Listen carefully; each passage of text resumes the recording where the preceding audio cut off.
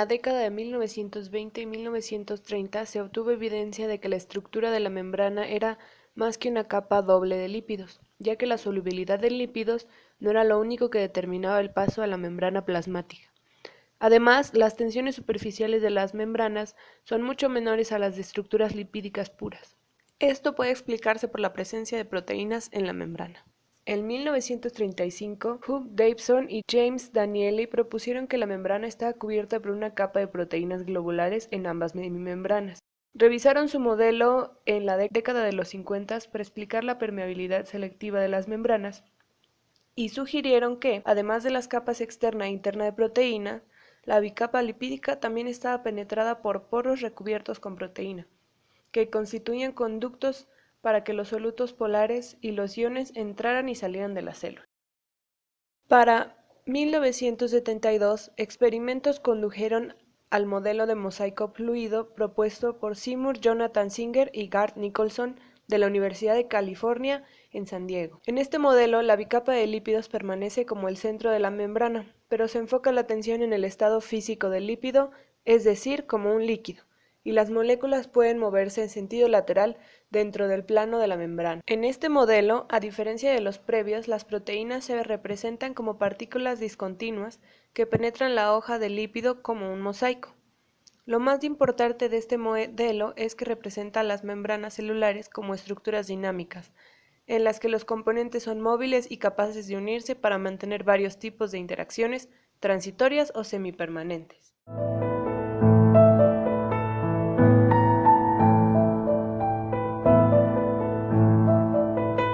En este modelo podemos ver las cadenas de ácido graso en el interior de la membrana, formando una región hidrofóbica fluida.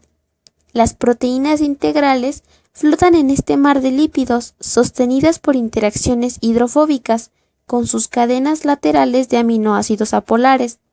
Tanto las proteínas como los lípidos pueden desplazarse libremente en el plano de la bicapa, pero el movimiento de una cara de la bicapa a la otra está restringido. Las porciones de glúcidos unidas a algunas proteínas y lípidos de la membrana plasmática, que están expuestas en la superficie extracelular.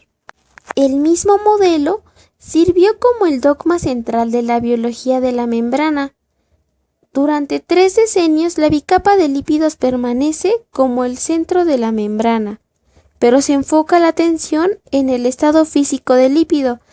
A diferencia de los modelos anteriores, la bicapa de una membrana en mosaico fluido se encuentra en estado líquido y las moléculas lipídicas individuales pueden moverse en sentido lateral dentro del plano de la membrana.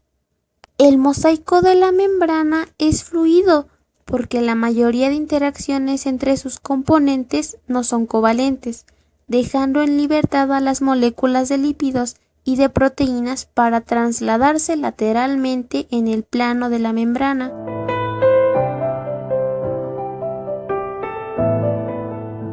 Los carbohidratos están unidos a proteínas o lípidos formando una envoltura externa de la membrana plasmática llamada glucocálix, que es particularmente visible y que constituye el 10% del peso de la membrana celular. Las proteínas, divididas en integrales, con regiones hidrofóbicas hacia el interior e hidrófilas hacia el exterior de la célula. Las periféricas, que no tienen regiones hidrófobas por lo que no pueden entrar al interior de la membrana, y se unen por medio de partes expuestas de proteínas integrales. Las de transporte, que regulan el movimiento de las moléculas solubles en agua, permitiendo que penetren la membrana por medio de canales proteicos.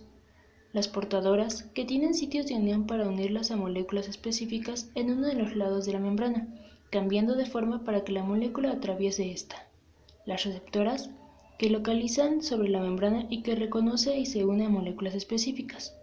Las de reconocimiento, que sobresalen de la superficie de la membrana e identifica a la célula como perteneciente a una especie, célula o molécula en particular.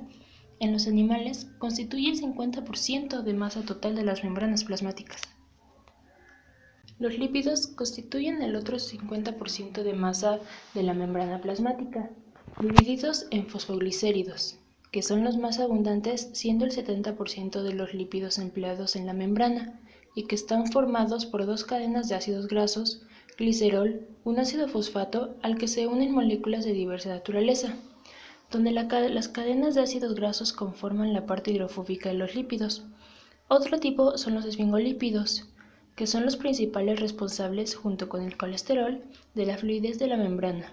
Poseen una molécula de esfingosina, unidos a una ceramina, y que constituyen la mayoría de los glucolípidos. Otras de las son las esfingomielinas, que poseen una entalamina o una colina. Otro tipo son los esteroles, donde el colesterol es el esterol más importante de las células animales y el tercer tipo de lípido más abundante en la membrana plasmática, localizando entre las cadenas de ácidos grasos y entre los otros lípidos.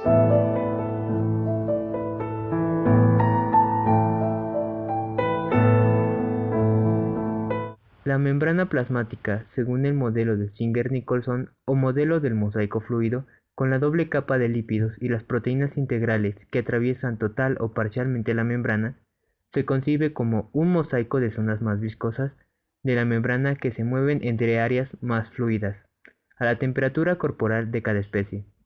Los diferentes componentes de la membrana celular tienen capacidad para movilizarse y realizar diferentes tipos de movimientos moleculares, como girar, bascular entre las superficies externa e interna y desplazarse tangencialmente a lo largo y ancho de la membrana. Esto explica muchas de las funciones celulares, como el flujo de membrana, el funcionamiento de los receptores, el reconocimiento celular, la actividad enzimática superficial, la adhesión célula a célula y la adhesión célula a sustrato, la motilidad celular en un líquido o sobre sustratos, los fenómenos de endocitosis y exocitosis, los cambios de forma celular, la interacción y reclutamiento de ligandos, fenómenos inmunes y de histocompatibilidad.